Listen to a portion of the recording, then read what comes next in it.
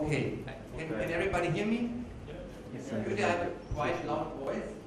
But anyways, I first would like to tell you a few words about myself, where I came from or where I come from, before I start with the lecture. So I actually was born in Berlin, in Germany, at that time in West Germany. I did my PhD at the University of Karlsruhe, and nowadays it's not called the University of Karlsruhe anymore, it's called now the KIT, seems to be more popular. So the Karlsruhe Institute of Technology. I spent a few months at the Fraunhofer Institute in Freiburg, which is in the south of Germany. Then I've been roughly 4 years at, almost 4 years at Northwestern University with Professor Ted Belichko. And I returned to Munich, Technical University of Munich, roughly 1.5 years before I have been appointed a senior lecturer in a very beautiful country, New Zealand. It's much nicer than Germany. But nevertheless, in 2009, I returned to Germany, and there I'm now a full professor at Bauhaus University, Weimar. So that shows here the map of Germany, just to give you an idea where Weimar is located. So this is here the state of Thüringen, and that here is Weimar, this very small point. We have roughly 65,000 inhabitants, so it's a quite small city. We have only 4,000 students at the university, and only 4 faculties.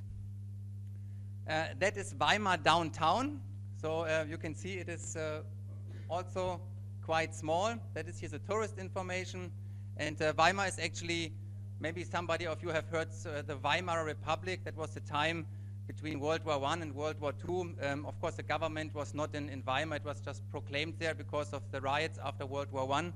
But maybe you also know some famous poets, they lived in Weimar. So the 2 most famous ones are Goethe and Schiller. So that is their statue in front of the National Monument.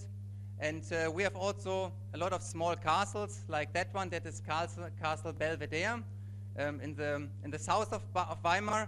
And I would say that is our castle. That's the Institute of Structural Mechanics. And what you see there, that is my office. So that's the window where I usually I don't look out, but that's where I could look out of the window when I'm there.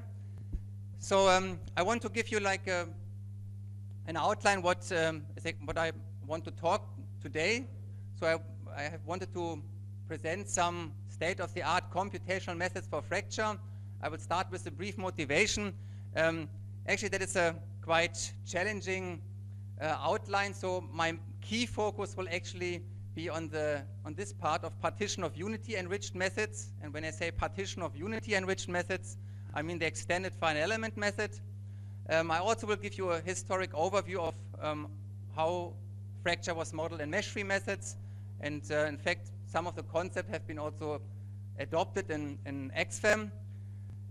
The last 3 topics, I'm not so sure if I will cover all of them, but at least I would give a brief idea of what they are. So peridynamics is a method that was developed in 2000 by Silling and was particularly developed for dynamic fracture, so when you have a lot of cracks. What is also relatively popular in recent years is are phase field methods for fracture. In fact, phase field methods are used in physics for a long time. And also the approach is actually not that new. It has been proposed by Bourdon in 1998, and I think even before there's a book about variational methods of fracture. But I think really popular was this approach by Christian Mier, who I think published it around 2009. I also would like to talk relatively briefly about so-called multi-scale methods of fracture that in my opinion have actually a different application than all the other methods. So I know you have had a very nice presentation and lecture in the morning, so you know a lot of things about fracture mechanics, and probably most of you had that knowledge also before.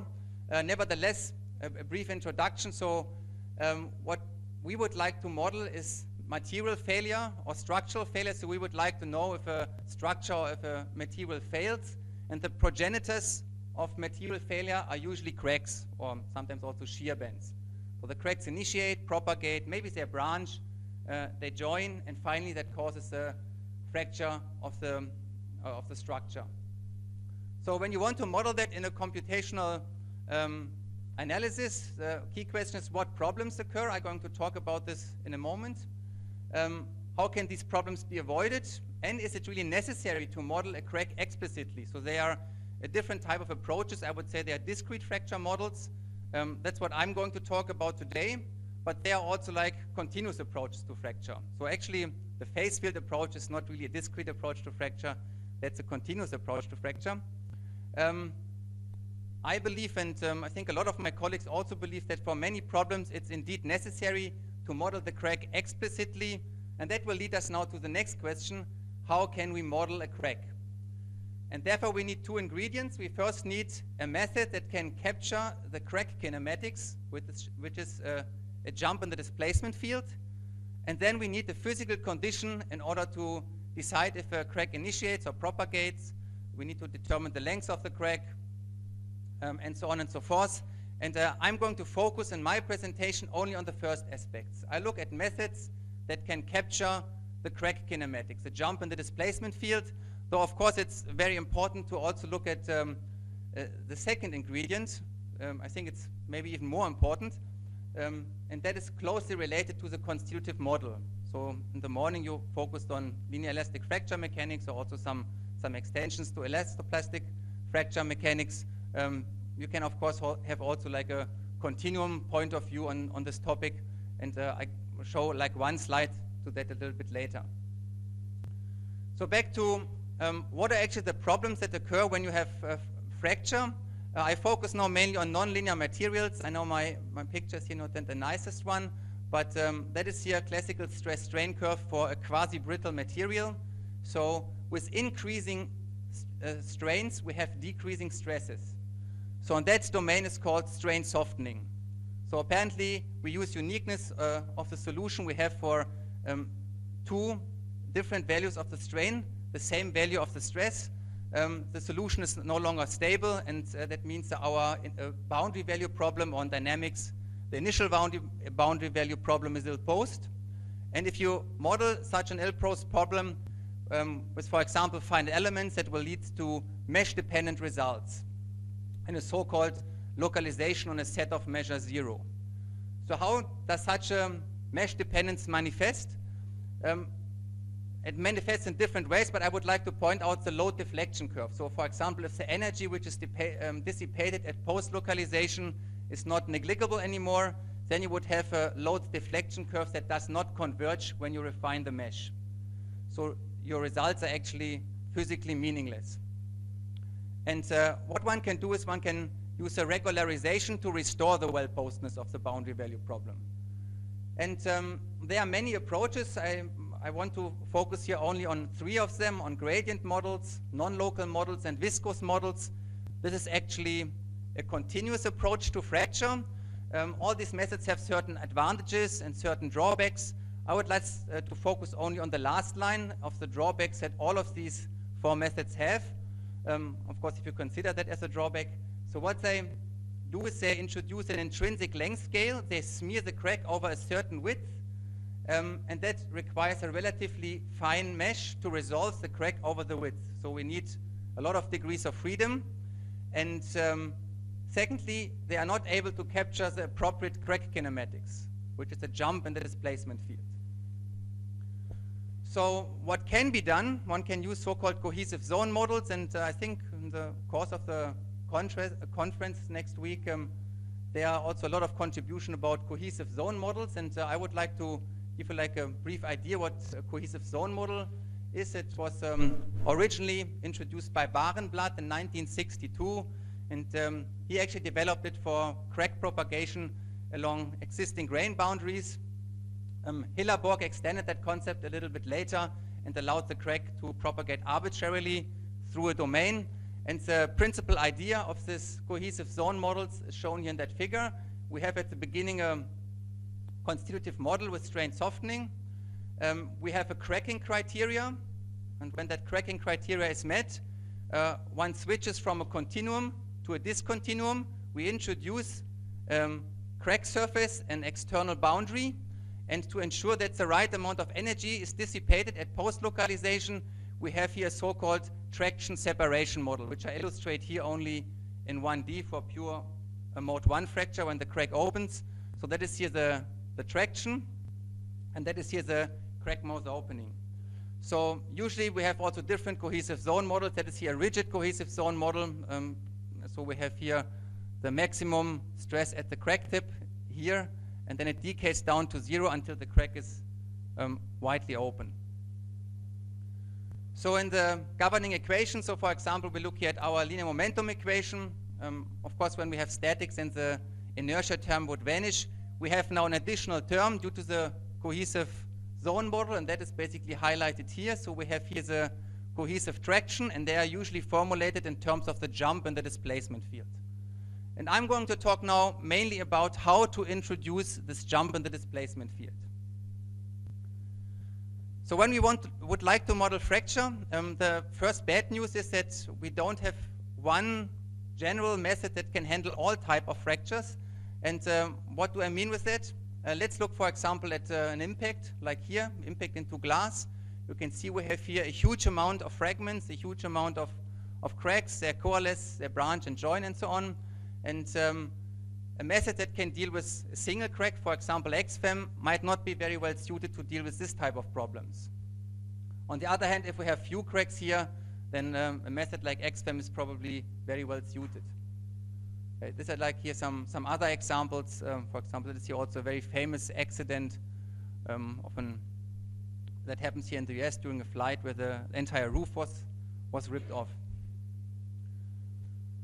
Okay, I want to start now with the first part of the lecture, mesh-free methods, and in fact I would like to focus on how to incorporate cracks in mesh-free methods, but I don't know who of you is familiar actually with mesh-free methods. Is anybody working on meshless methods? So in fact, I said no, meshless and mesh-free methods, in fact they are the same, it's just like a different notation, but in the literature they either refer to mesh-free or meshless method. And I would like to give a brief introduction. I would like to have some definitions. I would like to show you also some differences between mesh-free methods and fine element methods. So first of all, to the similarities. So we are still here trying to solve a continuum mechanics problem. So our, for example, equilibrium equation. And the only difference between a mesh-free method and a fine element method is basically how we compute the shape function. So that is here a mesh-free approximation, UH of x. So we have here the sum of the shape functions, phi, and it's of the node j, and uj are the nodal parameters. Or of course, you can write it also in tensor notation by plotting u bold or using here this additional notation.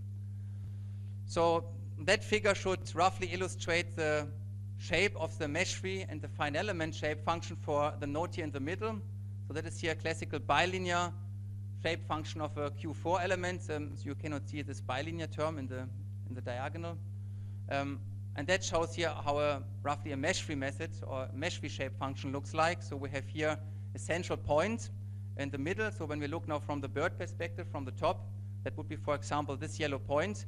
We have then a so-called domain of influence. In this domain of influence, phi is unequal to 0. So that means that is a set of functions S.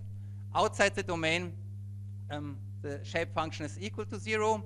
That means all these particles here in black and also the red, purple, and green one will contribute to this summation. So you can see we have also now a parameter we can play with. We can make this size of the domain of influence, the so-called support size, larger and smaller. You can consider this as a positive effect. We have now more flexibility. In reality, it's quite difficult to calibrate now the size of the domain of influence, and the results will be quite sensitive to the size of the domain of influence. So I want to give another definition, a so-called partition of unity. What does it mean? It's very simple. It simply says sum of the shape function is equal to 1. So if we look here at the linear finite element discretization, of course, a finite element method is also a partition of unity method. So we can, for example, compute the shape function of this point. So we have the shape function of this node here. We have the value of the shape function of that node, and it's supposed to be equal to 1. This property is also fulfilled by a mesh-free method. So I have not actually said anything about a mesh-free method, but that shows a mesh-free shape function. So you can see when I sum up the shape function here in this domain, it's also equal to 1. but you can see some subtle difference. So you can see, for example, if we look here at the position 2, that's a shape function of the node at this position. It does not fulfill the so-called Kronecker delta property. That means the shape function of node j at the position xi is unequal to the Kronecker delta. So that means a mesh-free method is not, or many mesh-free methods, it's not a true interpolation. It's only an approximation. It does not go through the data. So since the shape function at this node is not equal to 1, of course you can see that's maybe the neighboring node here. It's also not equal to 0. The physical value, the displacement at the position x1 is not equal to the nodal parameter. And that complicates the imposition of the essential boundary conditions. So finite elements, you solve usually the system, at least for linear elasticity, k times d equal to f. So you get the nodal parameters d. They are equal to these physical values. But in mesh-free methods, they are not. After you obtain the nodal parameters, you have to interpolate with your mesh-free approximation to get the displacement at this position. So and that shows here now linear finite element shape functions, these classical head shape functions. You can see we have here jumps at the element edges. First derivatives and second derivatives are not defined. We have here the Dirac delta functions. On the other hand, if we have now a linear mesh-free approximation, that means we can reproduce a linear function exactly. The mesh-free shape function looks a little bit like this. So it's also continuous. It's actually here, in this case, C2 continuous. What does it mean? C2 means it's 2 times, the approximation is 2 times continuous differentiable. So you can see that here that's the second derivative. The third one would be not continuous anymore. I also would like to point out we have here only linear completeness. We can only reproduce a linear function exactly. So maybe some of you have heard about isogeometric analysis. Isogeometric analysis, the shape function NURBS, they are mostly also higher order continuous, unless you have like knot insertions or you have different patches. But of course you need to have higher order shape functions, like quadratic shape functions, to have that property. In fact, a linear IGA shape function is equivalent to a linear Lagrange polynomial. So I would like to come to the next point, the so-called kernel function. That is an important ingredient to construct a certain meshless method. So any kernel function can be actually implemented into a meshless approximation. There are usually certain requirements on this kernel function. So the kernel function is W. So R is the distance between 2 points. So we have like a node xi and then the neighboring node xj. And H is the size of the domain of influence, for which the shape function is supposed to be equal to 0, and related also the kernel functions supposed to be unequal to 0. So that is here like a theoretical requirement. So when we shrink the size of the domain of influence to 0, we should obtain the Dirac delta function. If we integrate the kernel function over the domain, we should obtain equal to 1. That looks a bit like partition of unity. We would like to have compact support. That means the kernel function is equal to 0 after a certain domain of influence size is exceeded. That is actually not necessary. There are also some methods which have global support, but of course that makes a method computationally expensive. And usually one requires that the kernel function is symmetric and the first spatial derivatives is skew symmetric.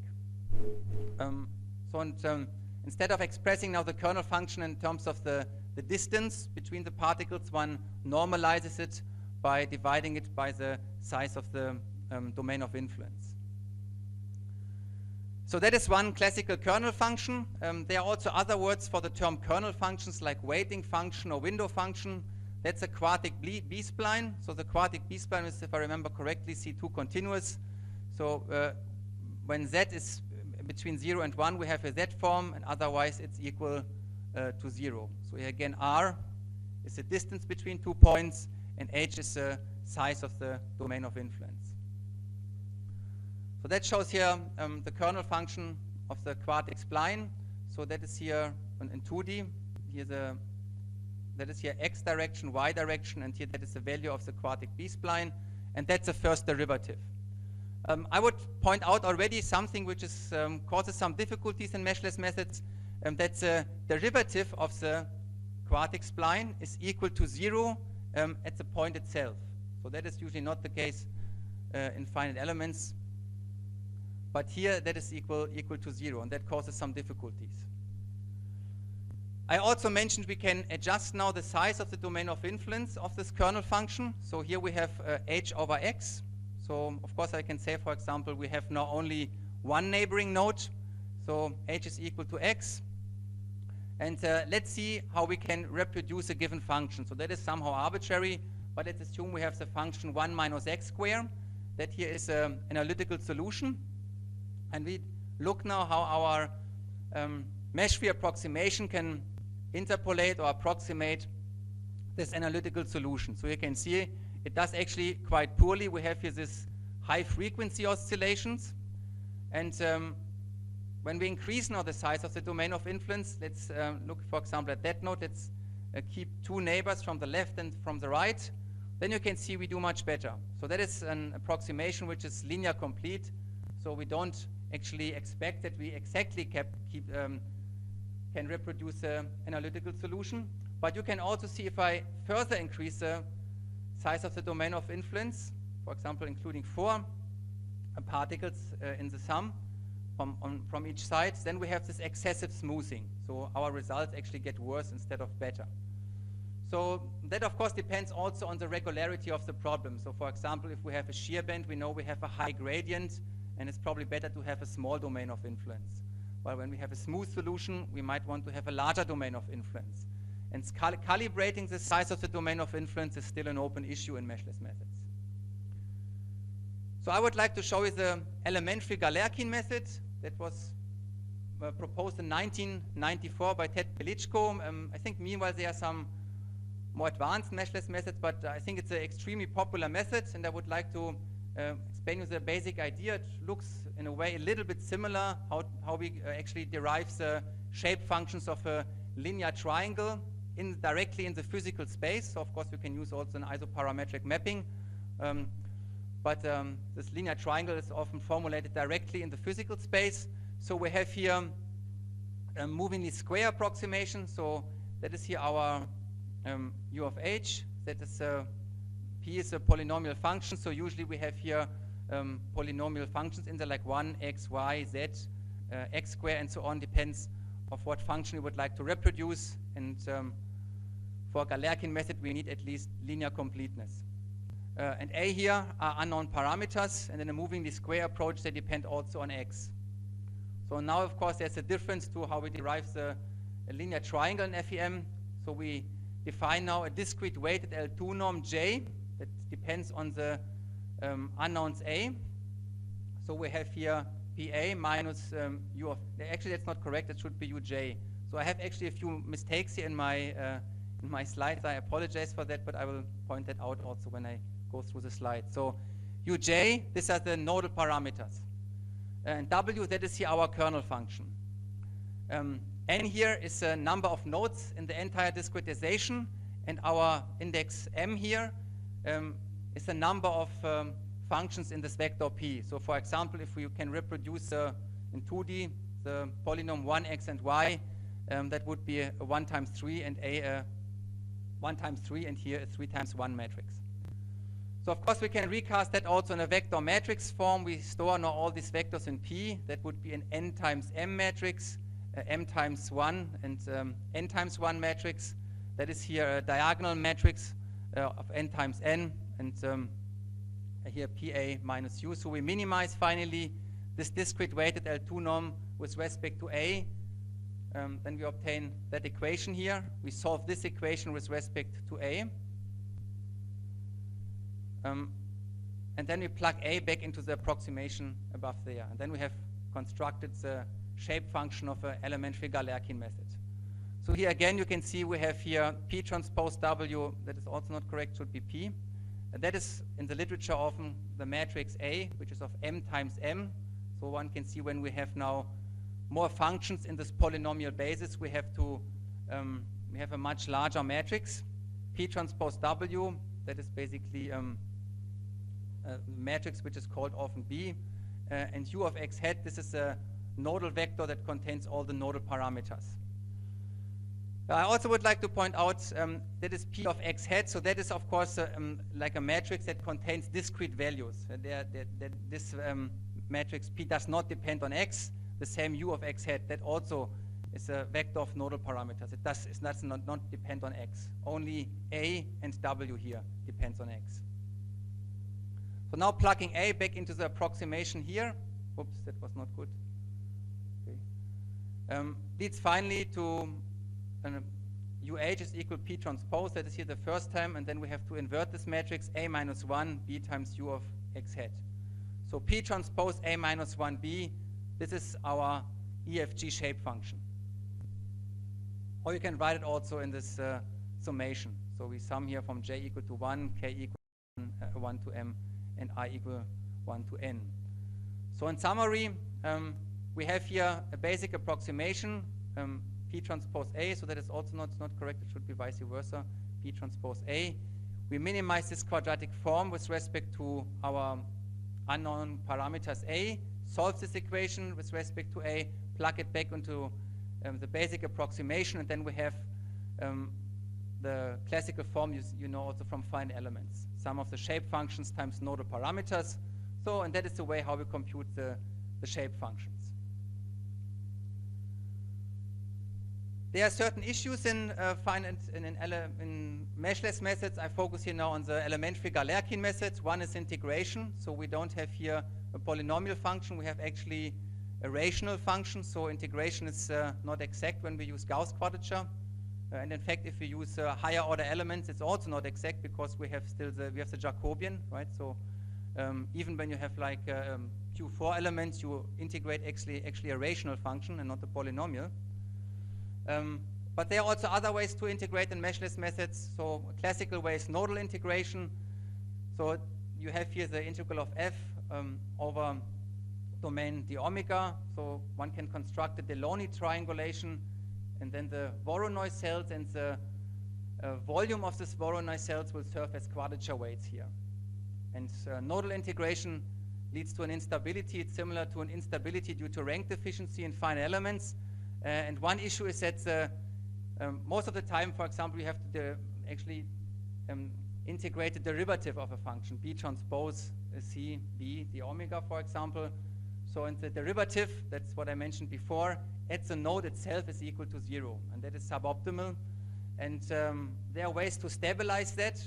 One way to stabilize is a so-called stabilized conforming nodal integration that was first introduced by J.S. Chen in 2001. And it was later on also used in the so-called smooth finite element method by G.R. Liu. I come back to that a little bit later.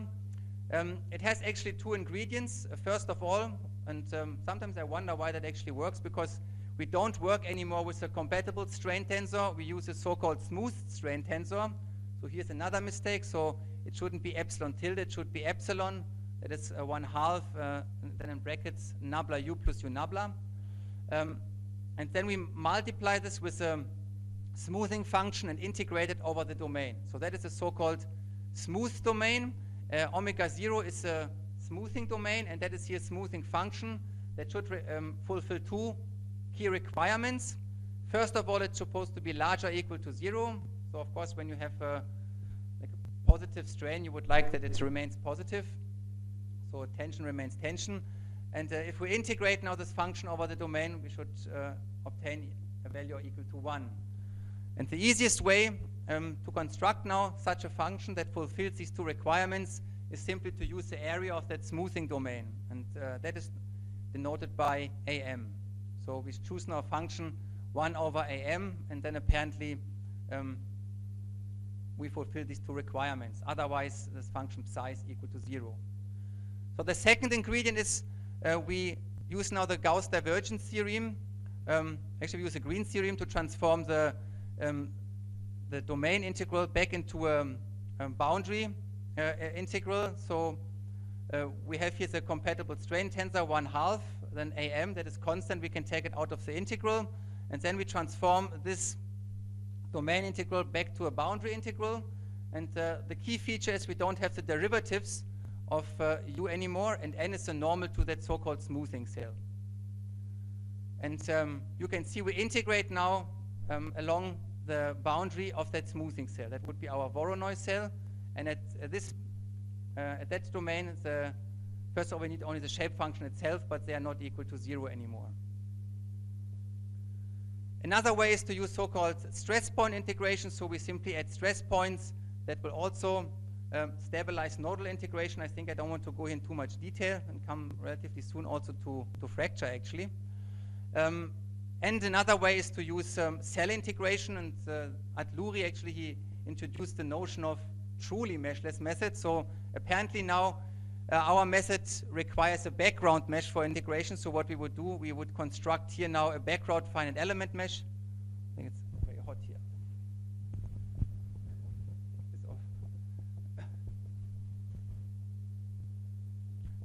It's off. What we would do, we construct here a finite element background mesh, and then we would integrate over this finite element background mesh.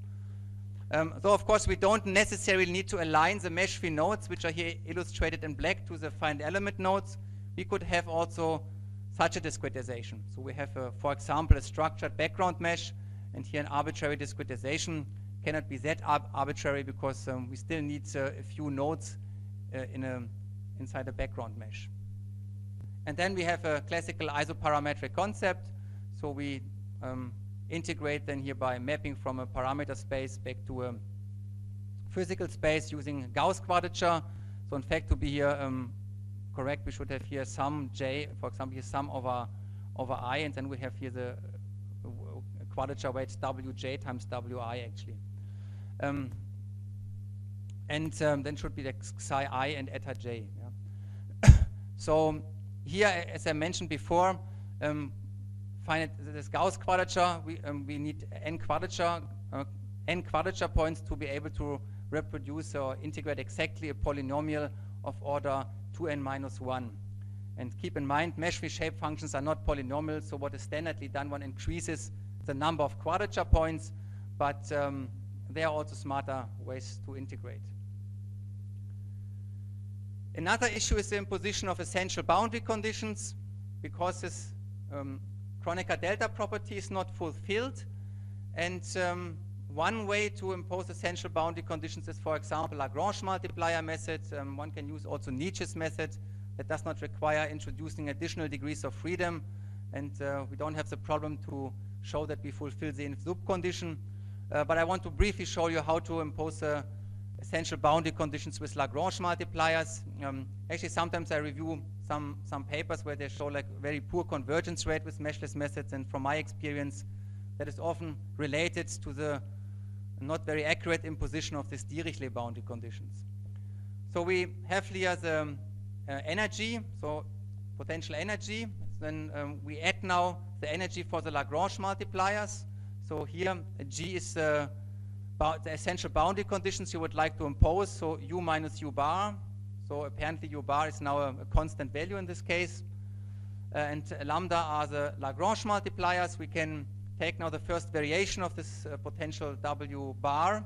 And I focus only now on the Lagrange multiplier energy here. So we have the first variation of the energy of the Lagrange multiplier. That is the first variation of lambda transpose. So that is like a attraction. And G is a displacement. So when I take the first variation of G, apparently that's only the first variation of the first term, because the second term U bar is constant. So I need to discretize then somehow on top of my displacement field and my test functions related to the displacement field. I need to discretize the Lagrange multipliers and the test functions. So here I'm also relatively free. I could, for example, use fine element shape functions, meshless shape functions, or if I would like to impose the Dirichlet boundary conditions in a strong form, I would use Dirac delta functions. Then I plug my discretization of the Lagrange multipliers, so lambda, delta lambda, and my discretization of U back into the weak form. I show only now the first term here. And then I end up with a discrete of equations K times U equal to F, and on top of it I have now G times the Lagrange multipliers equal to the gap. That is basically what I would like to impose. So I have here now my matrix G, that is the test functions of the Lagrange multipliers multiplied with the trial functions of the displacement field, and vice versa. That's why I have here G transpose. And of course I have the gap G, so there's nothing else but the integral of phi Lagrange multipliers times the imposed displacement. So I also like to show now an example of how to impose essential boundary conditions. So we have here symmetry conditions, Poisson ratio equal to 0.3, and I know the elasticity modulus is here not given, but we impose here now the Dirichlet boundary conditions, the constant displacement downwards of 0.2. That shows here now the discretization, and with also different discretizations of the Lagrange multiplier. So these small crosses, this is like the standard meshless nodes for the discretization of the displacement field, and the squares are related to the discretization of the Lagrange multipliers. So if we have to view, you can see of course here at the nodes it looks fairly okay. Yeah, this is of course exactly imposed, but not in between. If we have here more Lagrange multipliers, we have a more accurate imposition of the boundary conditions. But if we add too many Lagrange multipliers, we have here a singular matrix, and that is one of the issues of these Lagrange multipliers. Okay, now finally how do we model actually now cracks and mesh-free methods? Might be a bit counterintuitive. Meshless methods are higher order continuous. So what's now the point in trying to incorporate a crack there? However, meshless methods do not have this nodal connectivity like finite elements. So what you would do in a standard finite element method, you would align the crack boundary to your finite element mesh, and that requires remeshing.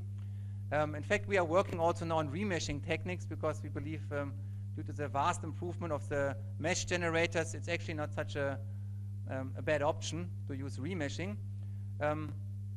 But before I come now to the issue, how do we incorporate cracks in meshless methods, I would like to tell you a little bit about the crack kinematics for a very simple example. So that's actually what we need to capture with our computational method. So let's assume we have here a bar. It's clamped on the left-hand side, and we pull it on the right-hand side. So that is here the linear displacement field, the constant strain field when the bar is intact. And if we have, for example, a crack at a certain point, then we have a separation of the bar. So we show now the displacement field over the initial length of the bar. So apparently, since we have here two crack surfaces, we have here a jump in the displacement field. Excuse me. If you look at the axial strain, that is not defined here where the crack is, and of course in this case it should be the same, the strain on the left and on the right hand side. But of course in generally it could be also different, depends on the application. So how do we incorporate these cracks in a meshless method?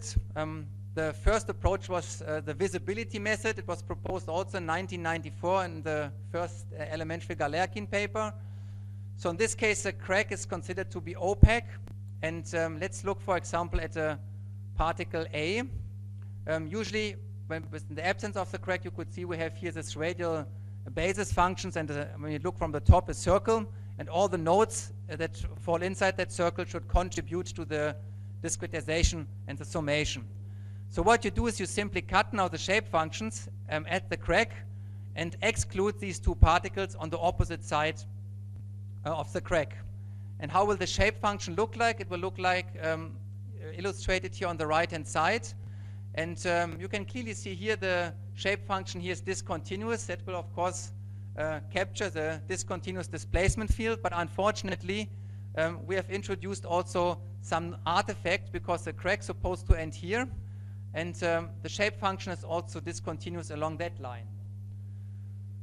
So that of course depends on what point you look at. If you look now at the meshless point here, then for this point he will see the crack like this. So we have here a kink towards the upper part.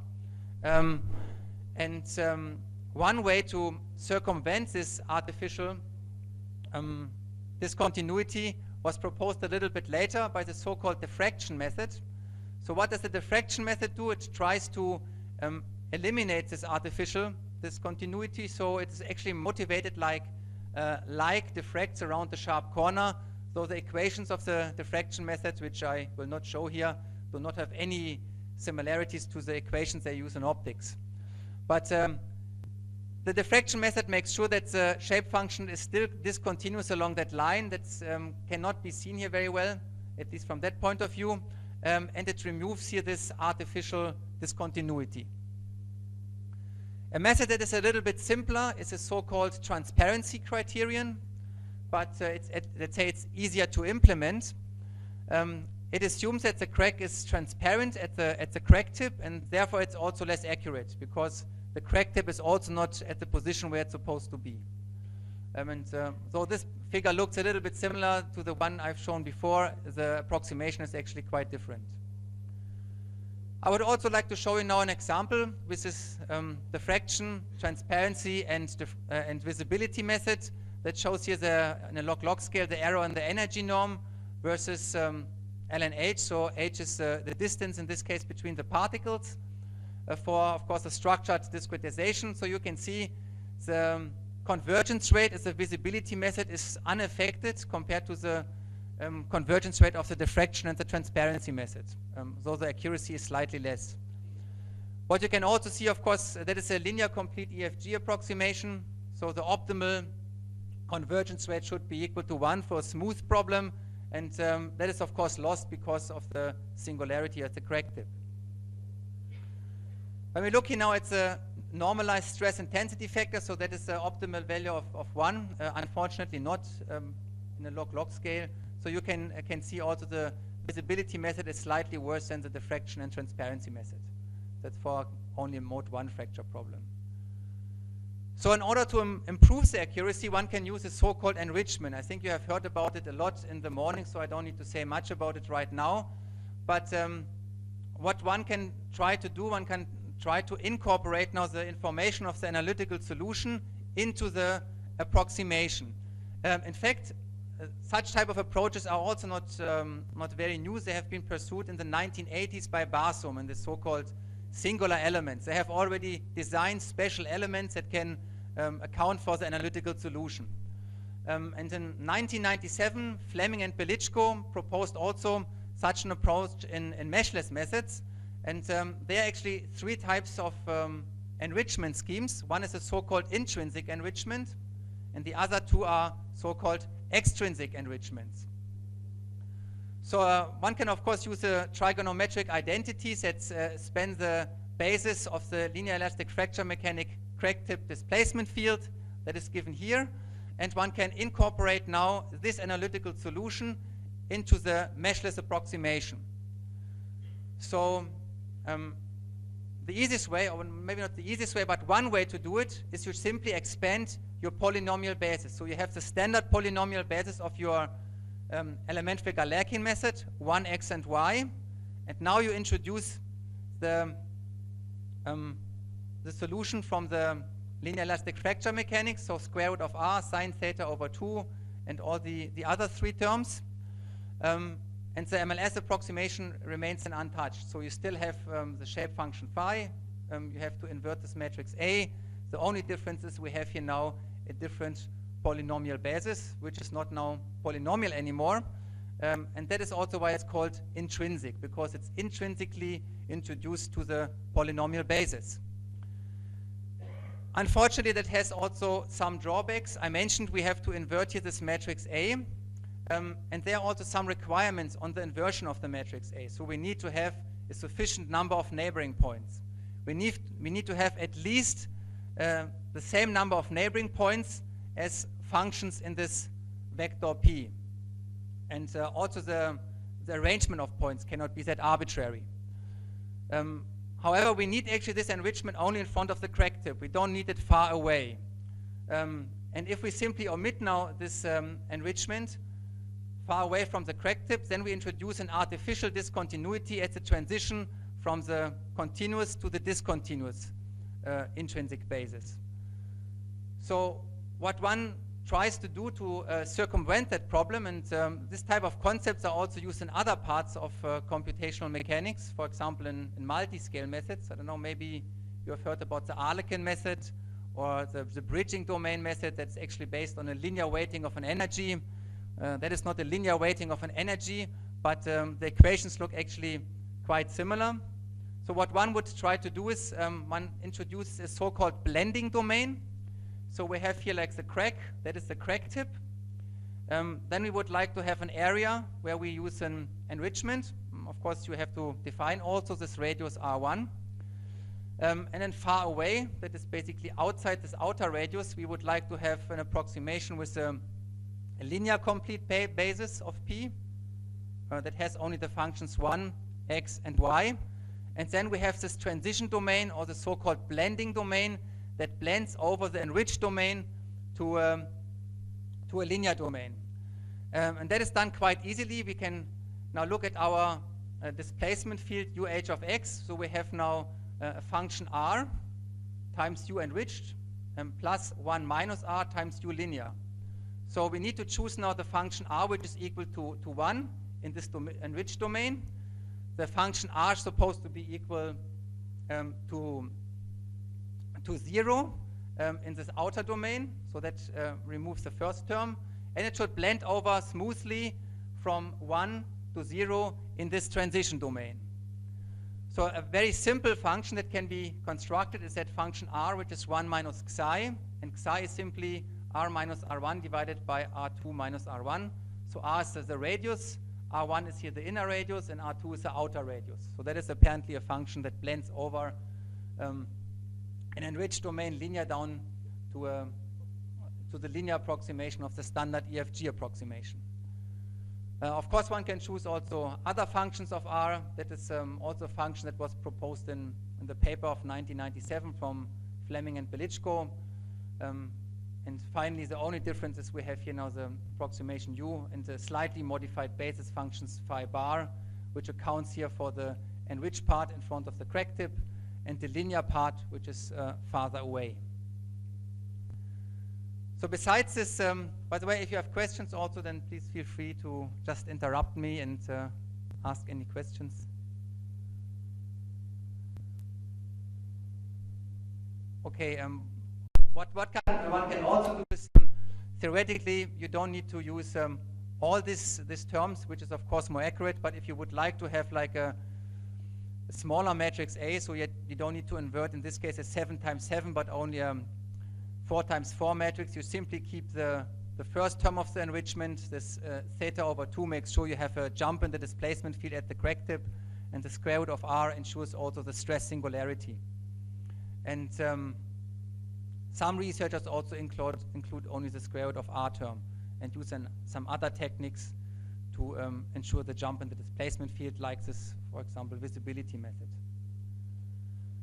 So another idea to improve the accuracy is the so-called extrinsic movingly square enrichment. So one would also introduce now the information from fracture mechanics into the discretization. So we have here P transpose A for the polynomial basis of the EFG approximation. And then we would introduce here now here this angular functions Qi and Qi1 and Qi2 related to mode 1 and mode 2 fracture.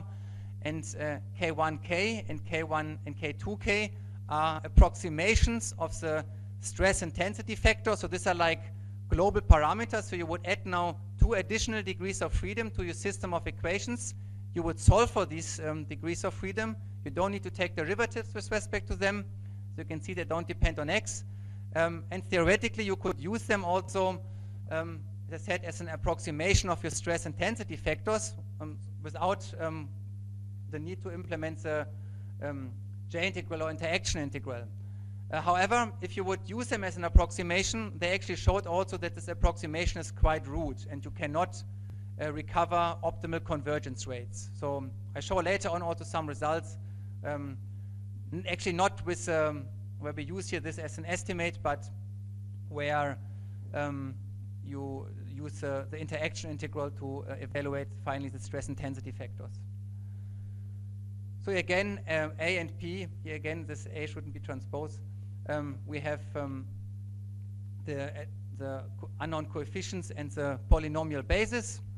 We minimize again this discrete weighted L2 norm J with respect to A. Of course, now our approximation has changed. It's not only anymore P transpose A. We have added that term here, minus these nodal parameters. So we have here the standard nodal parameters plus 2 more, but actually 2 more is only when you have 1 crack tip. When you have like more crack tips, then you have correspondingly more. So NC is the number of crack tips. So we can go now through the same procedure. We take the derivative with respect to A, solve this equation with respect to A, and plug it back into the original approximation. And what we finally obtain is then an approximation that looks like this one here below, where we have here the additional parameters K1 and K2, and U tilde is basically that expression. So probably the most common way is the so-called extrinsic partition of unity enrichment. So what is shown here is actually a so-called global partition of unity. So we have here sum of the shape functions times the nodal parameters. And what you can do, you can add here now additional parameters. So we have here sum over k equal SC. So basically it's k is equal from 1 to 4 because we have 4 functions stored in this vector P. And B are additionally degrees of freedom that we introduce into the variational formulation and that we have also to solve for. So what do we do in a local partition of unity enrichment? We would simply split the second part. So we have here sum j element S, phi j times uj, plus, and then we have another sum. Unfortunately, it's not shown here. We have sum of j element SC, phi j times that term here. So SC would be the set of nodes in front of the crack tip. So we have only additional degrees of freedom for a selected number of nodes in front of the crack tip. That will actually cause also difficulties due to blending. I don't know, maybe some of you are familiar with XFEM, so that issue is also present in meshless methods. And that actually was also proposed in the paper in 1997. So I would like to show also some results of this enriched meshless methods. Here again, that's here for a mixed mode problem. So we have here the error in the energy norm versus distance of the particles for the visibility, diffraction, and transparency methods. Here again, we have a convergence rate of 1/2. If we add now an enrichment, extrinsic PU enrichment, PU means partition of unity, intrinsic partition of unity enrichment, extrinsic MLS enrichment, you can see we can first of all get a much more accurate result, and secondly, we get also a better convergence rate. So of course the convergence rate needs to be in the asymptotic range. It's only between the last 2 points, and the optimal convergence rate is not achieved. As you can see here, it's supposed to be 1 for a linear EFG approximation. And actually at that time, the simulations were actually done by one of my collaborators, Dr. Fu. So we didn't use, for example, special integration techniques. We just added then a lot of quadrature points. We also didn't do anything about blending, and that's the reason why we didn't get here optimal convergence rates. That is the normalized stress intensity factor for the visibility, diffraction, and transparency method. Now for the stress intensity factor K1, and here for K2. So you can see the error is actually quite large. Here for a coarse mesh, 60%. It goes down then, for example, at this point to less than 10%.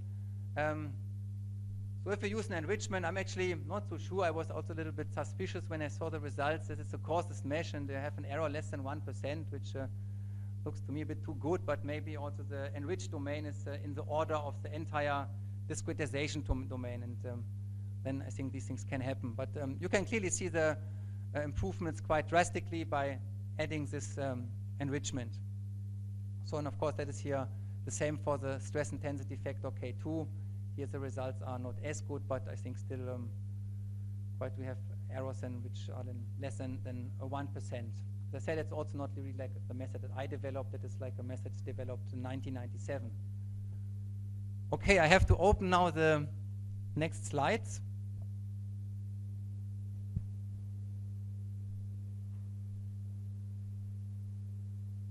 Or are there any questions?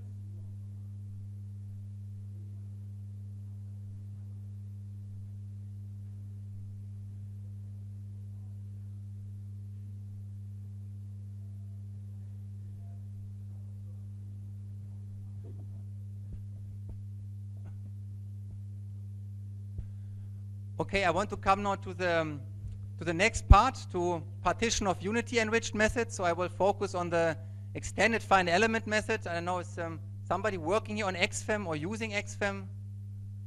Nobody? Okay. Yeah, but I will explain a little bit XFEM, actually quite the basics, and also not too much details. I give actually a course in my university, and also one in Vietnam, which is called Extended Finite Element and Meshless Methods. But the course, the number is like 775 hours altogether, the lecture. So I try to condense it down here now in like 2.5 hours. I would like to explain then what is XFEM, the basic idea, how to implement it. I want to come to the so-called smoothed extended finite element methods to show you like an alternative related to how to integrate the singularity. Then the Hansbo XFEM, so and that was proposed actually in 2004 by the brothers Hansbo from Sweden. It's actually a very nice idea, and that version is actually implemented in Abacus. I think Abacus has two versions. One is a so-called standard XFEM with a full tip enrichment, and I have not looked into Abacus for a long time, and actually usually ask my student to do it, but if I remember correctly, this full enriched XFEM formulation cannot deal with crack propagation, and you need like an external tool. And a colleague of mine, Marc Duflo, he has actually developed such a tool. But the Hansbo XFEM method, even like some time ago, could deal with an arbitrary number of cracks, of course combined with cohesive elements. And the reason for that is probably because it's much easier to implement. When Hansbo and Hansbo published that paper in 2004, my mentor at that time, Ted Polichko, he looked at it and he said, that's standard XFEM. So he first wrote in another letter, and I'll show it a little bit later as well. If you look only at the kinematics, you can show Hansbo XFEM is exactly the same as a extended finite element with a so-called shifted heaviside enrichment, so without a crack tip enrichment. And a little bit later, they came up with a method which they called phantom node method. And actually afterwards, there was also another paper by Steinmann, Alan Kuhl, and Julia Merkheim. They have actually a phantom node method in statics, but unfortunately they didn't give their method a name, and I think that's why the method is a little bit less popular. So I think sometimes a good name is also important for the advertisement of a computational method. And I want to show you also some of the works of extended meshfree methods, particularly methods that can deal with a large number of cracks. Okay, before I start with the extended finite element method, I would like to explain a level set method. Often when you hear XFEM, it's related to level sets, though it's actually not really necessary to use a level set methods in XFEM. So why do we use a level set method, or where does it come from? I think the key application is fluid mechanics, where you represent a surface implicitly and then you solve a Hamilton-Jacobi equation to propagate the interface. And the interface propagates usually orthogonal to the interface. And cracks are quite different. I come back to that a little bit later. So let's assume we have here domain omega. We have domain omega A, and we have maybe an inclusion. We have then domain omega B, and we have then here a level set. And assume we have now a circular domain omega B, where the center of the circle is in the origin. Then we can, of course, write down a function of the level set, x squared plus y squared minus r squared is equal to 0, where r is the radius of the circle. So that is apparently the original position of the level set. If we plug then now, for example, we have here discretization, you put in now the positions of the Gauss points or the position of the nodes in the domain omega B, you will find that the level set function in omega B is smaller than 0, and the level set function outside the domain is larger than 0. So the level set function can nicely and elegantly define in which domain you are, or is in which domain is a certain point located, either in omega A, in omega B, or on the interface. The level set function has also another relatively nice feature. When you would like to compute the normal at any point to that interface, you can simply take the derivatives of the level set function, assuming that here the Euclidean normal is equal to 1, and then you have the normal, which is supposed to be a unit vector. And in case you would like to compute the curvature, that is simply the derivative of the normal and the second derivative of the level set function. So that is not so useful maybe in fracture, but maybe in fluid mechanics.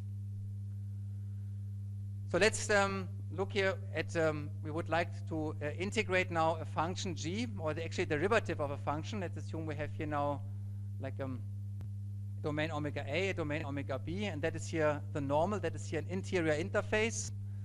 So that could be, for example, a crack that crosses now the two domains, or separates these two domains. Then we are interested now in computing the integral of a derivative of a function in the domain omega A, and we can rewrite that by using the so-called Heaviside function. So we have the Heaviside function, which is equal to 1 when f of x is larger than 0. That would be actually this domain. And in domain omega B, the level set function is supposed to be equal, where f is smaller than 0, then the Heaviside function is equal to 0. So we can look here now at that term, g comma I, that is the derivative of g with respect to xi times h. We can first use partial integration and then the Gauss divergence theorem. So that is done here, partial integration. So we have g h comma I minus that term here, where we have here the derivative now of the Heaviside function. So the derivative of the Heaviside function is Dirac delta function, and the derivative of f is equal to the normal. So that term is simply the normal. That is here actually the internal normal, that what you see here on the picture, and that is here the outer normal. That can be shown here then in a little moment here as well. So that is basically here g and I. That is basically here it's an interior boundary, and when I transform this here now into the domain integral into a boundary integral, and here I've made another mistake. Here it should not be omega, it should be gamma. Yeah, so we have g times h times n external. That would be the external boundary. So of course you need to be also careful with the normal. When the sign of the normal changes, and the direction changes apparently as well. So one very useful level set function is the sign distant function, and that is particularly useful for the enrichment scheme. Remember, you need to we would like to compute theta and r. So for example, if you have a crack tip, well, I don't have here now a picture, but let's assume the crack tip would be somewhere here. You can have the extension of the crack tip. You have here a point here. Then that would be the distance to the crack tip r, and then here the angle theta would be the angle between this extension of the line and the line that connects the material point to the crack tip. And these functions can be nicely expressed in terms of the level set function. So that is the advantage of using level set functions in the extended finite element method applied to fracture. So a special level set function is a sign distant function, and here's also a mistake in the figure. So actually in the equation, so that is here x gamma c. That's a point on the interface, and that is a point xi. So actually, usually one would define x gamma c minus xi, so that points here in the direction, and that would be then plus d and not minus d.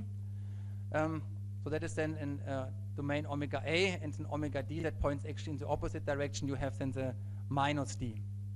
So here that is again the sign distant function. That's the minimum distance from a point to the interface multiplied by the sign. So here again n is a normal. So if the scalar product between n and x minus x tilde is larger than 0, that means it points in the same direction, then it's equal, then it's larger than 1, and it's a positive sign. If it points n is this direction and xi is on the opposite side, then it has a negative value, and we have negative sign, and we have minus d. So what one would usually do in an extended finite element method, one would discretize also the level set function, either with the same shape function as our mechanical field, like as our displacement field that is illustrated here, or one can have a completely different approximation of the level set. For example, a finite difference approximation that was proposed by Combescure some time ago, I think around 2005, or just a finer mesh. That is also possible. But then, of course, you just need to have the nodal parameters of the level set functions in order to figure out if you are on one side of the crack or the other. Having said that, of course, here's a key difference between fracture simulation and, for example, a fluid flow simulation. So what one would do in fluid flow simulation, you would simply solve this Hamilton-Jacobi equation. So we have here the material time derivatives of the level set function f with respect to t. You actually know the velocity of the interface in fluid mechanics, and you would solve this equation with respect to f. It's a hyperbolic differential equation, so one requires actually an upwind scheme. I have just shown here like a forward Euler, which is not necessarily stable, but one would solve this equation with respect to the level set function. Of course, in cracks it's quite different, because v could be then here the crack speed, and the crack speed apparently is usually not known. So this equation is not so useful. In fracture we have usually a cracking criterion, and then we put usually in front of an existing crack crack segment when you control the crack length. Though I will later show you also like a similar equation where you could theoretically use a similar equation to determine the new position of the crack tip. Okay, here again, what is the principal idea of the extended finite element method? So we have here the standard approximation. So U are our Uj are the standard nodal parameters. Phi are the finite element shape functions, plus an enrichment. So we have here phi. That is an enrichment function, which we choose according to our analytical solution. And most importantly, often it's not really necessary to have an exact idea about the analytical solution. So for example, if you are dealing with shear bands, or if you have like nonlinear material behavior, then you don't know exactly the enrichment function, but we, for example, know for a shear band that we have a canonical velocity distribution orthogonal to the shear band that follows an equation like tangents of hyperbolicus, or we know that a crack is a jump in the displacement field, so that a step enrichment can be used to capture this discontinuous displacement field, though we might not know exactly what is the size of the jump. We add in here additional degrees of freedom A, and we have to solve for this additional degrees of freedom A as well. Plus we might have here additional degrees of freedom. Maybe another example is like if you have an interface problem. So you know that you have a discontinuity in the strain field. So you could choose now an enrichment function that has a kink at the interface, like synapse enrichment, the absolute value of the sign distant function. So that will also cause a jump in the strain field. Actually, man has also shown that you could choose here now different shape functions for the enrichment. So here, most importantly, I would like to point it out, that is here, S are the set of all the nodes in the discretization, while S enriched are only a subset of the nodes S. So for example, if you look here at the figure here below, well, of course, here I didn't really show all the enriched nodes, and it's actually also a meshless discretization. But for example, if you look here at this red node that is affected, or the domain of influence is affected by the crack, so that is a node that needs to be enriched. It needs to be enriched, for example, with a step function, because the entire domain of influence is crossed by the crack. While this black node, the domain of influence is only partially cut by the crack. So here you would like to use a crack tip enrichment, like the square root r sine theta over 2 terms. Okay, and here this phi tilde could be also a different shape function to phi. That just needs to fill partition of unity, sum of the shape function equal to 1. So theoretically, one could use here a quadratic approximation, and here only a linear approximation. But of course, that's not very popular. And if you want to deal with several cracks, then you simply sum over the number of cracks. So if you have like more cracks, then you have to add additional degrees of freedom. So for example, if you have now another crack, for example, here in the upper domain, then this node has not only the standard degree of freedom, it has the enriched degree of freedom for crack number 1, it has the enriched degree of freedom for crack number 2. And you can see, like, if you have complex crack patterns, that can be quite challenging if you have to implement that. The crack interaction, of course, is still another issue, but a little bit later I come also to some of the limitations of the extended finite element method. So here let's look at an application of XFEM, and I would like to show XFEM on an element level. So how does the element stiffness matrix look like? I have here now 2 applications. One is a biomaterial, So we have a material that crosses an element, and we would like to account for that. Of course, we can mesh that out. We can align the boundary of the material to the element, but here we would like that the bimaterial crosses arbitrarily an element. That is useful when the microstructure is quite complicated. So the displacement field for a bimaterial is apparently continuous, while the strain field is discontinuous, and then we can use here this UPS function, or sometimes called ramp function. That is the absolute value of the signed distance, and psi, if I go back, psi is here the enrichment function. That's a function we have to somehow choose according to our the knowledge of our analytical or of our solution. So if you have a crack, of course, the displacement field is discontinuous, strain is not defined, and then we could use a function that is discontinuous. You can use any discontinuous function. So for example, you can use the step function, which is +1 on one side of the crack and -1 on the other side of the crack. Or you can use the Heaviside function that jumps from 1 to 0. So I would like to explain the extended finite element method for a relatively simple example in 1D, and I hope one can see actually the shape function I would like to show here. So let's assume we have 3 elements, element 1, 2, and 3. So that is here the element that contains a crack at this position. So at this position we have a crack. Here these 2 elements are the so-called blending elements. These are the neighboring elements to the cracked elements. And you can see that is here now the approximation. So we have here sum of the shape functions times the nodal parameters, and that's the enrichment. And that is given here, for example, for the first element. That shows here that's the shape function, this head function for node number 1. This is here the shape function of node number 2. That would be f equal to 0. On this area we have f smaller than 0. On that side we have f larger than 0. So we have, when we use, for example, a step function, this step function will be equal to +1 on that side, on the right side. And on the left side, my step function s will be -1.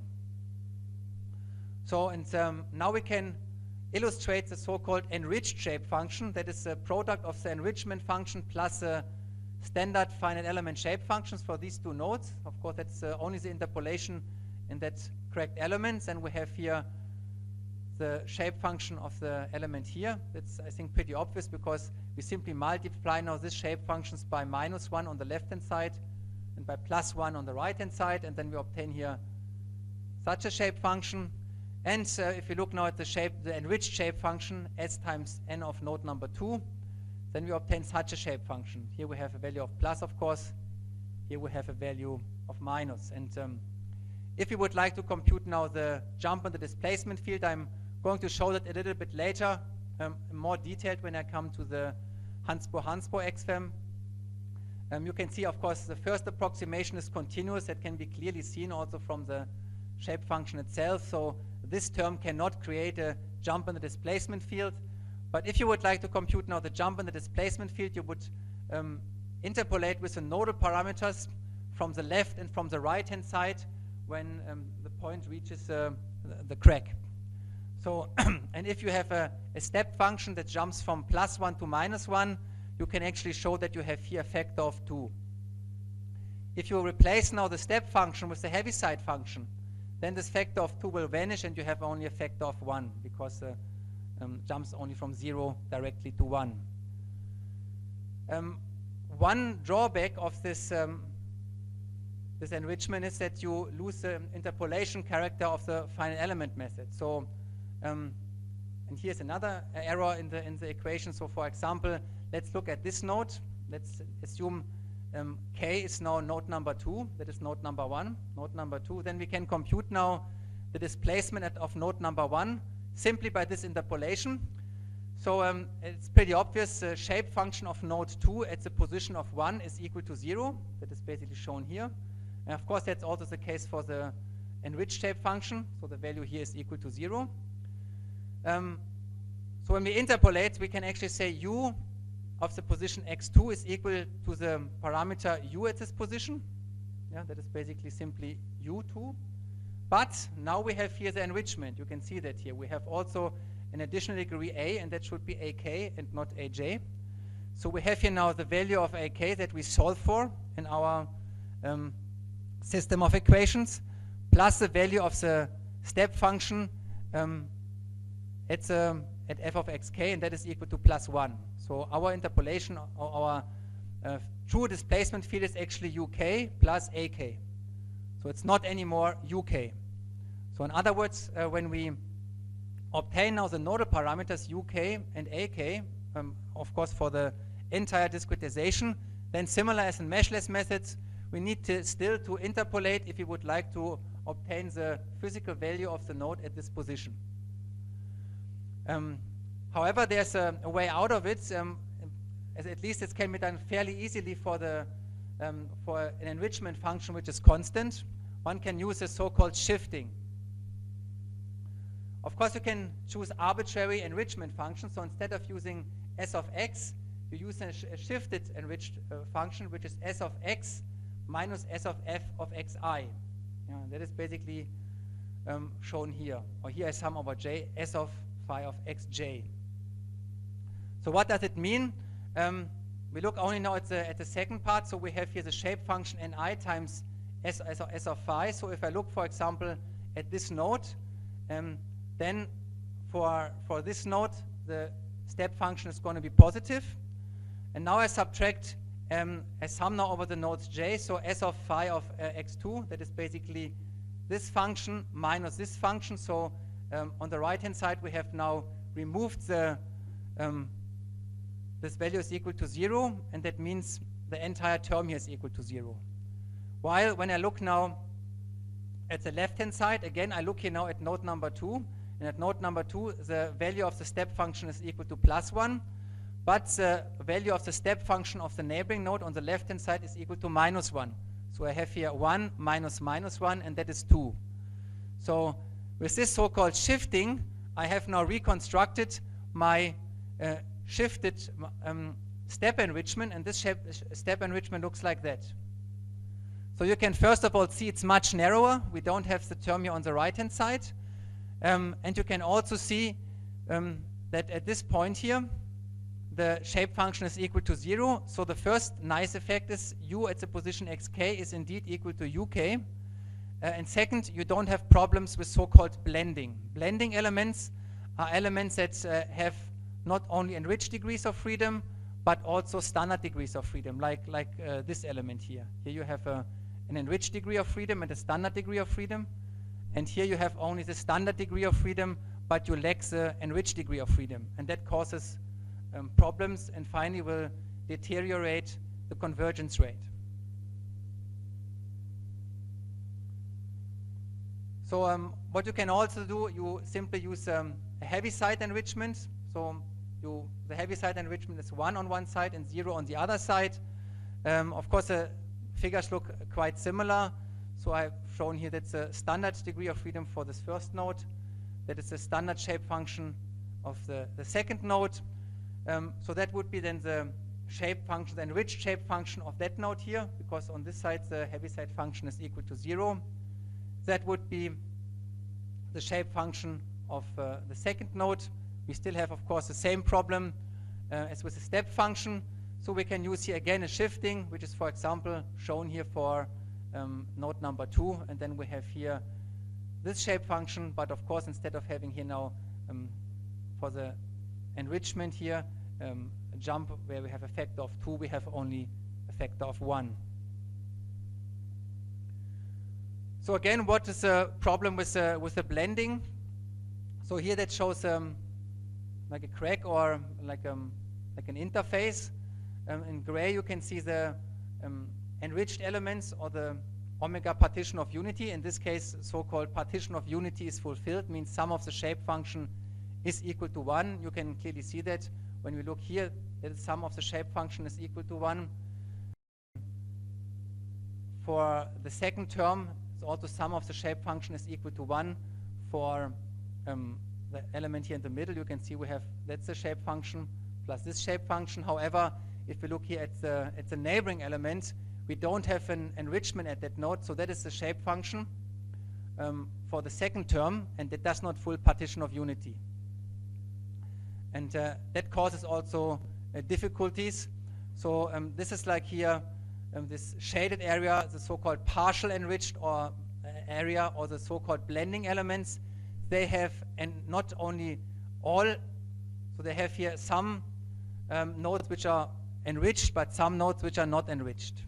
So for example, if you would like to reproduce now our enrichment function psi, actually that is not that relevant, because the enrichment function psi does not lie in the blending elements, but only in the enriched elements. But nevertheless, you cannot reproduce this this function in the neighboring elements, because some of the shape function in the blending elements for the enriched part is unequal to 1.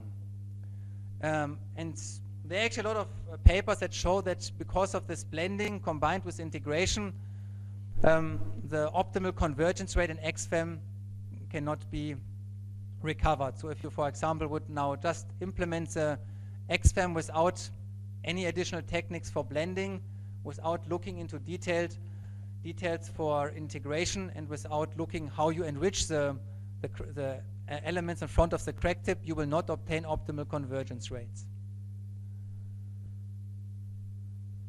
Okay, I come back to that a little bit later, but I would like to explain now the extended finite element on an element level. So, of course, first we start with a given element. So, for example, the Q4 element, which is one of the standard or very popular elements in finite elements. So we use an isoparametric mapping. We define here a parameter space where we define the shape functions. So, for example, that is here node number 1 here, node number 2, node number 3, node number 4. We have this classical Lagrange polynomials where we define the shape functions. And then we have the mapping from the parameter space into the physical space. We look now at our approximation. So we have the usual displacement plus the enriched one. Maybe let me go back a little bit. So that portion, that is often called the standard, U standard plus U enriched, or U continuous plus U discontinuous. And sometimes when you look at multi-scale methods, they say we have a fine scale and a coarse scale, so that they compose a displacement field into a fine scale and a coarse scale part, or in this case into a continuous part and into a discontinuous part. And here we can, of course, write down now or store the shape functions also in a vector matrix form. So we have Ux and Uy. This is a displacement in X and Y direction in 2D. So N is the usual. It's a matrix that contains the standard shape functions, and N enriched are the shape functions that contain the enriched shape functions. So for Q4 element, what is the size of N, the matrix? What is the size? Somebody knows? So you have 4 elements. How many degrees of freedom? 2 per element. So what's the size of the stiffness matrix? 8 times 8. So you have here 2 times 8 matrix.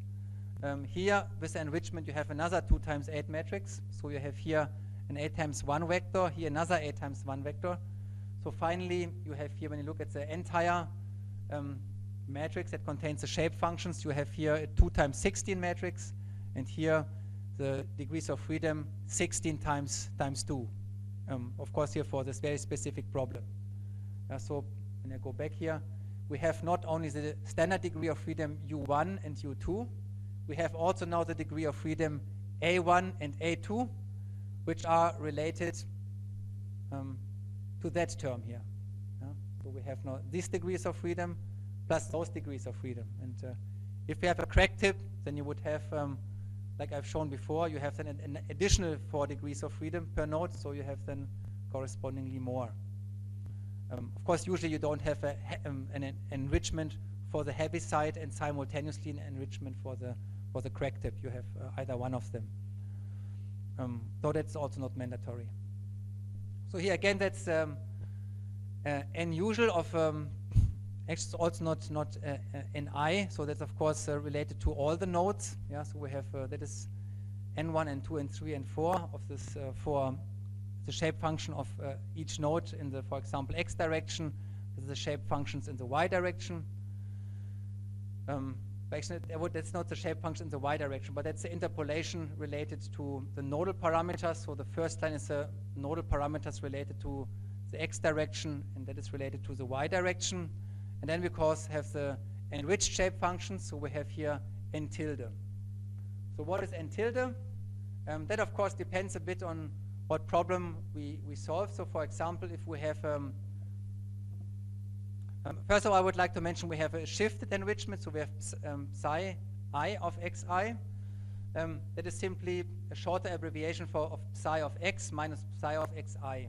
So if I go back again, and go here, that's exactly what I've, okay, let me go back again. That's what I've done here, psi f of x minus psi f of xi. Unfortunately, I have not really used the consistent notation, but that is exactly the shifted enrichment. Okay. So one could use here a shifted enrichment, which makes sense when you have a crack. So if psi is equal to the step enrichment, and if you have an ups enrichment, you can of course also shift the enrichment, but you will not get rid of the blending, because you multiply a shape function which might be bilinear with a function which is linear, and that cannot compensate the error, because the standard enrichment is also only bilinear. So here we have the standard nodal, the vectors with standard degrees of freedom, ux1, x2, x3, x4. So the first index refers to the direction, and the second index is the number of the node, and of course here related to the y direction, each node, and then the additional degrees of freedom related to the enrichment. One second.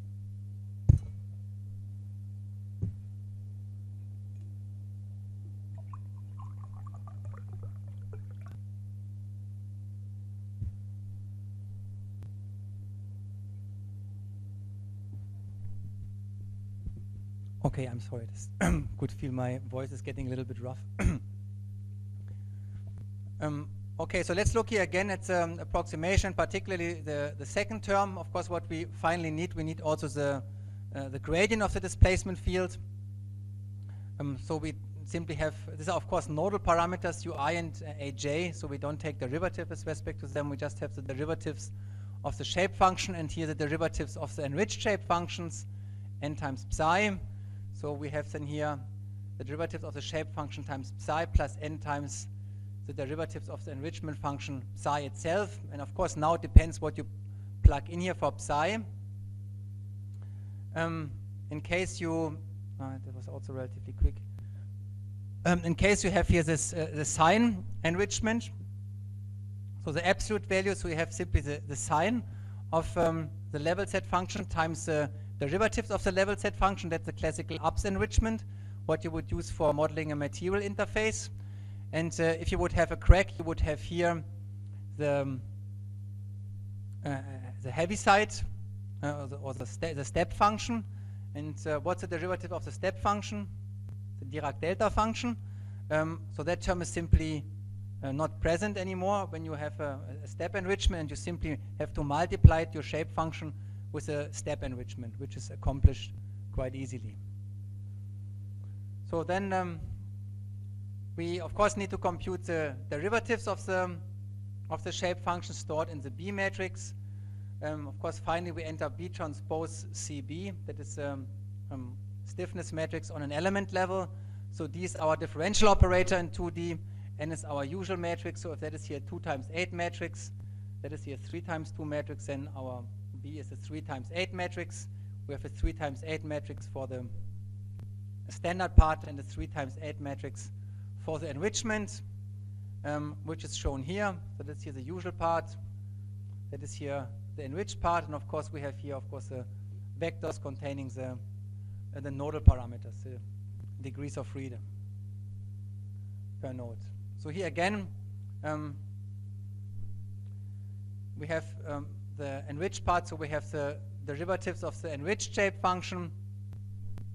So that is n comma I times psi, and psi comma I is equal to the sign f of x and f comma of I. So that is here for the UPS enrichment for material interface, and that term is equal or vanishes if we have a crack. And for the crack we have only the first term where psi I is a shifted step enrichment or the shifted heaviside enrichment. So what one also needs to do, one needs to, this one is not necessary, but one often discretizes the level set function. So we have the nodal parameters of the level set, and then we discretize it, and in case we would like to compute the normal, we can compute also the derivatives of the level set function. And here taking the derivatives of the nodal parameters, and then later we can use the level set function to approximate R and theta in the tip enrichment. It's not so useful if you have only a step enrichment. So when you have a step enrichment, your physical criterion usually tells you the orientation of the normal, and then you just need one point of the crack on the crack surface or on the crack line in 2D. And often one also assumes that the crack has to cross the entire element if you use only a shifted step enrichment or a standard step enrichment.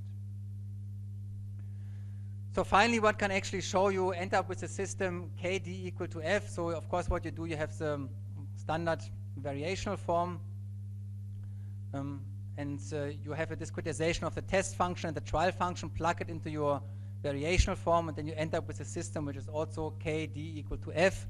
But of course you have here the standard. Let me just, okay, now I don't have a board to write something, but now I need to go a little bit back again.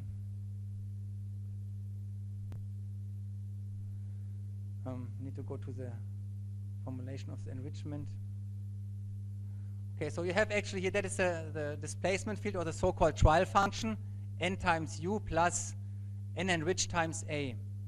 That's a trial function. So you have, of course, the same approximation for the test function. So you would have here delta u, which is n times delta u plus h n times delta a. And that is what you plug in finally into the weak form.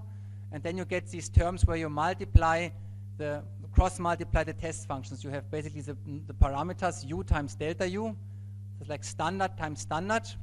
Then you have delta u times a, that is standard part of the test functions times the enriched part of the trial functions. And then you have delta a, the enriched part of the test functions, times u, the standard part of the trial functions. This is the so-called mixed terms. And of course you have multiply also the standard, the test function and the trial functions of the enrichment. And if you do so, you obtain finally a stiffness matrix which looks like this here. 1 second. K standard, that is related delta u times u. K standard enriched, that is delta u times a. K enriched standard delta a times u, and K enriched delta a times a. Yeah?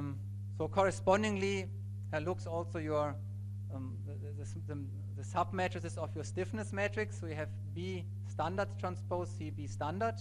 That is what's every finite element is a standard Q4 element that is up in the upper corner here.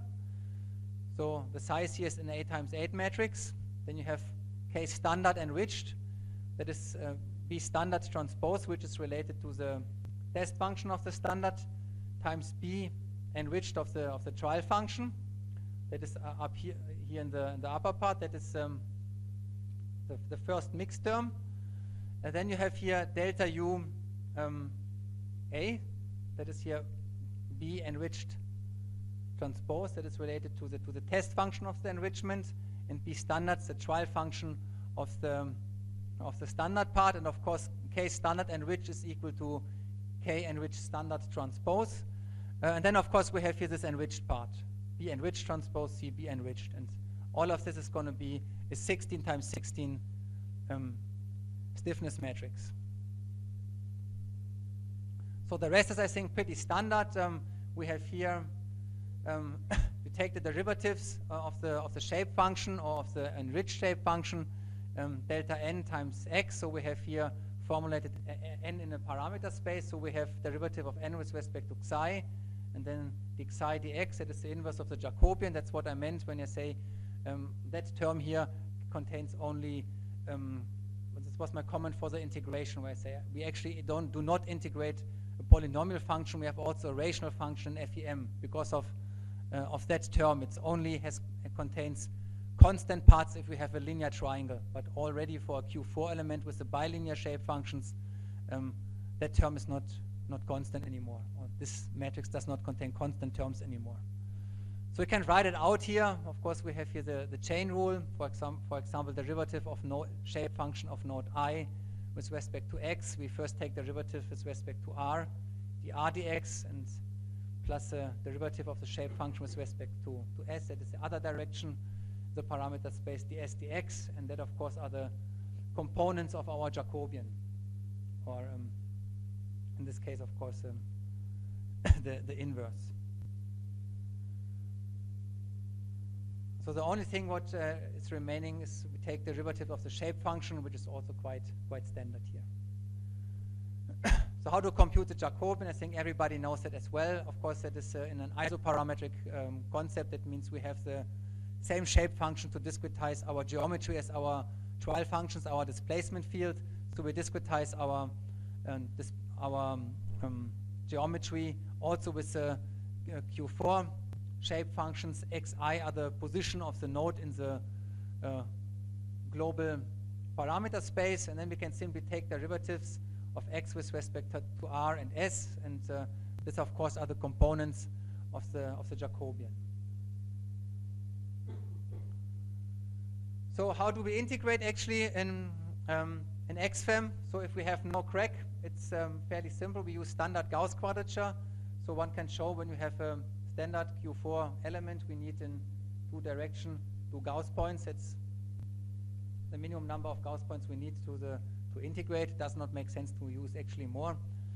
However, when we have here a crack, we cannot integrate across the crack because we have here discontinuity.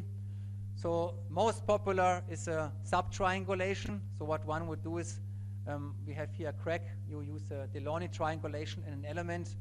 And of course, you need to be careful that you not accidentally have a triangulation across the crack. So you need actually a constraint Delaunay triangulation because otherwise you integrate still over the crack, which you do not want.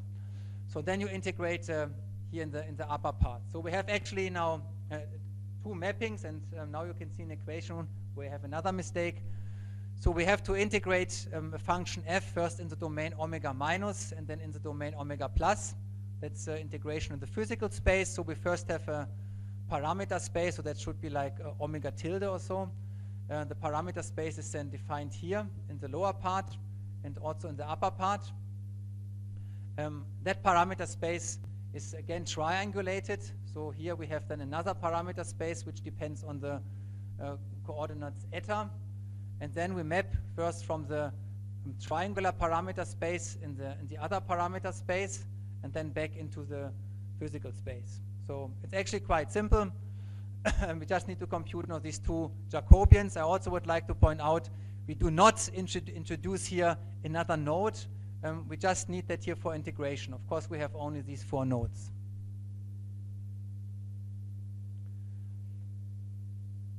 Okay, what might be an issue when you, for example, have a crack which is slightly curved. If you would like to have like a relatively coarse discretization. If you, for example, use now your level set to approximate the crack. So let's assume we have actually a triangular element, and you approximate now a curved crack with a triangular element with a linear shape function.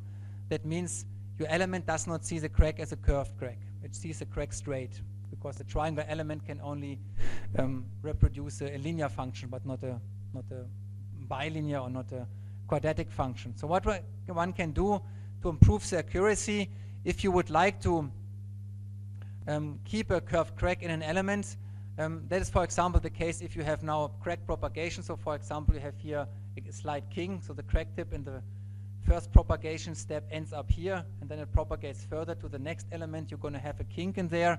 So what you would like to have is maybe a triangulation that looks a little bit like this, where you also make sure that the integration points after the subtriangulation lie on the correct side of the of the element.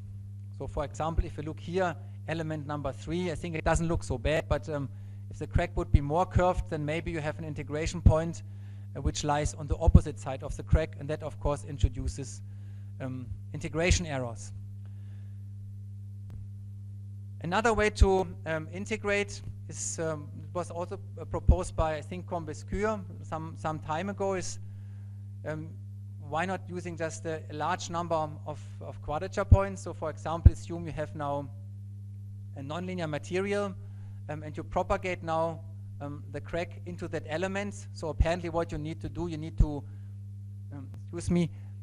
map the variables from one Gauss point to another, and that can cause errors, and it particularly will cause errors very close to the crack tip. So if you just use a large number of integration points, you can, for example, define a certain area in front of your crack tip, which has more integration points. You cannot avoid the mapping, but you can do the mapping earlier. That means before the crack is close to your crack tip. So you introduce the error a little bit earlier, actually. What you can do as well is you can modify the quadrature weights. I've done it first in Meshless method, and I've seen actually a little bit later that they have used that also in XFEM. So the basic idea is you generate here again a Voronoi diagram here in that element that will lead you to the Voronoi diagram that you see on the right hand side, and then you would modify now the quadrature weights which are affected by the crack.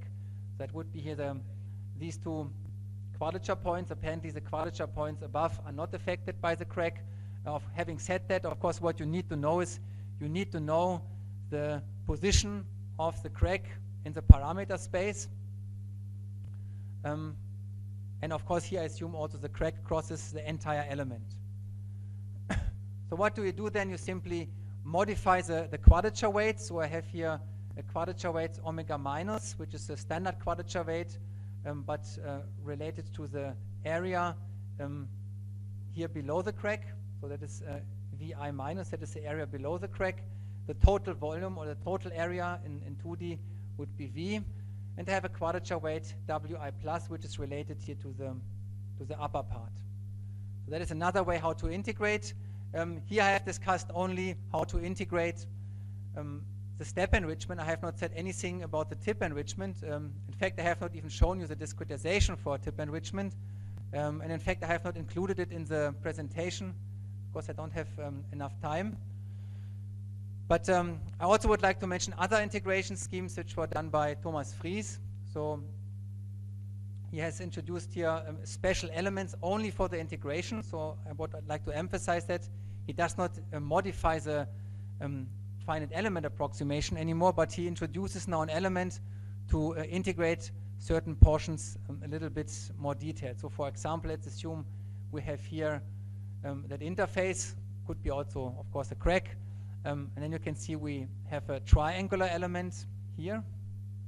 So we can, for example, have here now for the integration we have here one node, and on the other side we have 4 nodes. Yeah. Or we have the other element that is that's also shown here if the interface is on the other side.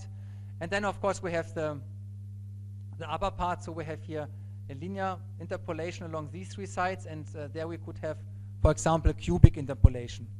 So if you, for example, have a plate with a hole problem, one key issue is that, of course, when you have the hole, you cannot capture the geometry of the hole very nicely with linear finite element shape functions.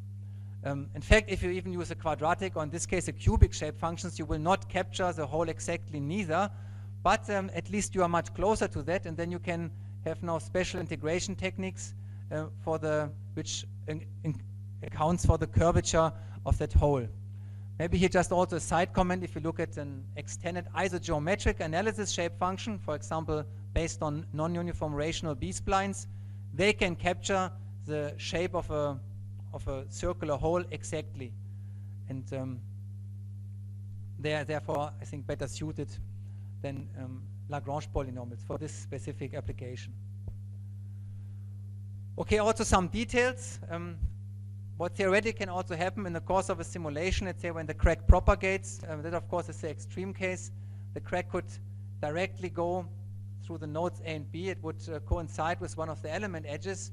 So the enrichment for that case will be a little bit difficult. And if you, for example, look at your subtriangulation, that would be the, maybe it should, for example, when you have now, let me see, you look at this crack here. What you do here is maybe a well, let me go on back. Okay, let's say you have here the crack, you do a subtriangulation below. The subtriangulation will not be that easy if the crack is now exactly on that node, at least below that part. So that is, I think, not possible. Of course, when you look at it, it's quite simple, but you need to tell it also to your code. You need to say, okay, when the crack is now too close to some of the nodes, then please do not subtriangulate below it. Please do not enrich certain nodes. And one can, for example, look at a node and the element patch around the nodes. So that is also quite easy to get because we have the connectivity areas. We always know to which to which node belongs a certain element and vice versa. So for example, for that node, we know it's attached to these 4 elements. And then we can compute now the area of the elements which are above the crack. So for example, that is here now the crack segment. The crack segment has, if it's a straight crack here, normal. Of course, the points here, so we know definitely on what side of the crack a node is, and also a Gauss point. Then we can compute the area above the crack of the patch of nodes. We can compute the area below of this node patch.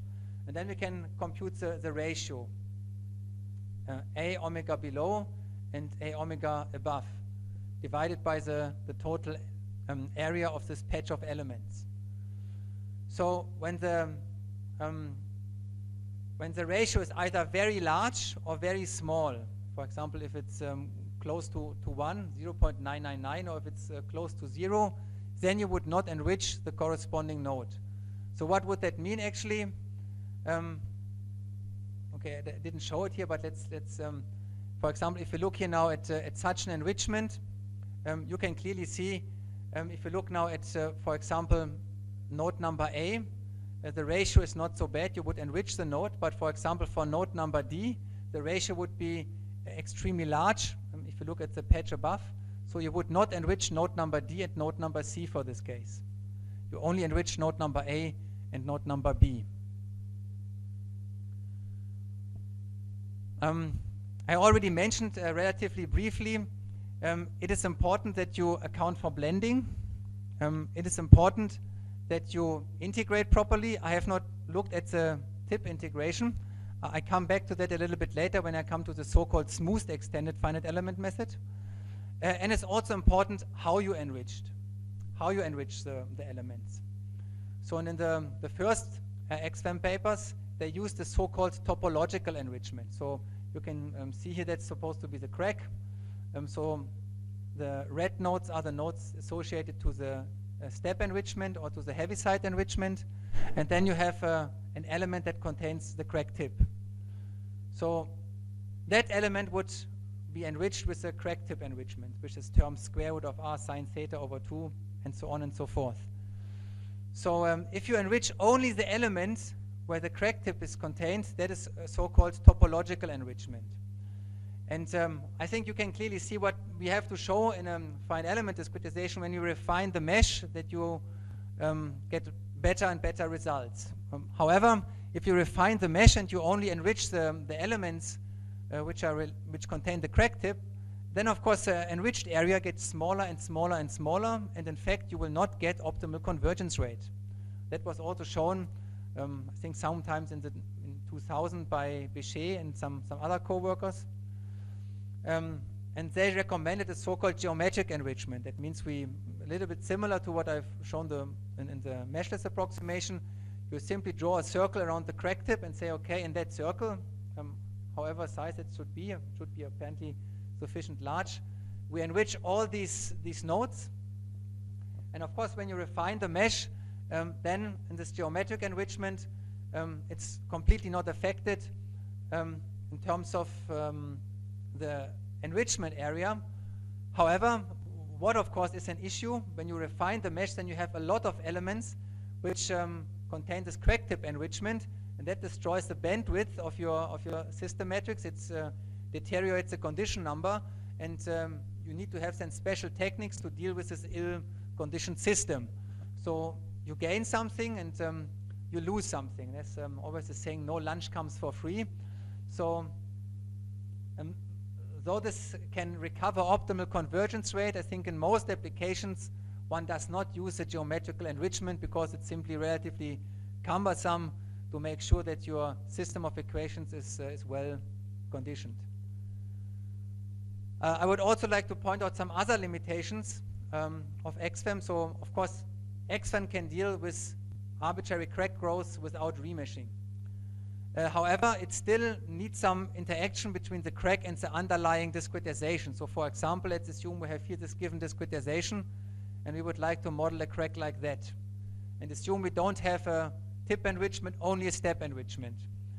That is actually not possible because what would it mean? We have, if we enrich now all these 4 nodes, that would mean the elements can open along this edge and it will open along that edge and the crack tip will close here. So that is the classical edge crack problem. If you would like to have the crack close at a certain edge, you cannot enrich these nodes. And that actually means in this case you will not enrich any nodes and there's no crack. So what you need to do at least is, unfortunately, let me see if I have I don't have the figure in here now. But okay, let me just if you, for example, would like that the crack opens like here and closes like this. Yeah, so we have here a crack opening. Then you would enrich these 2 nodes. You will not enrich the nodes at that edge. Not having here additional degrees of freedom means they cannot open because there's no enrichment that compensates for the crack opening. So only along that line where you have additional degrees of freedom, you can have the crack open, but not here. If you, for example, have now a tip enrichment, then you would have an interaction between these 2 crack tips. So you would, for example, have an enrichment for this crack tip in one element, and you would have an enrichment for that crack tip in one element. And there are actually some numerical trials to do so, and the results are actually extremely poor. So what you need to do, you need to at least expand the crack so that we have in one element 1 set of crack tip enrichments, and in the other element a new set of crack tip enrichments. Having said that, if you, for example, have now a crack approaching with a different crack tip enrichment, so how accurate that's going to be when the cracks interact is still, I think, an open question. I think theoretically, of course, from an implementation point of view, it's possible. How accurate the results are is, of course, a separate issue. Okay, let me see what's the time. It's already 4 o'clock. Maybe we should have like 5 or 10 minutes break, and then I continue with smoothed XFEM, Hanspo XFEM, and then some alternative methods.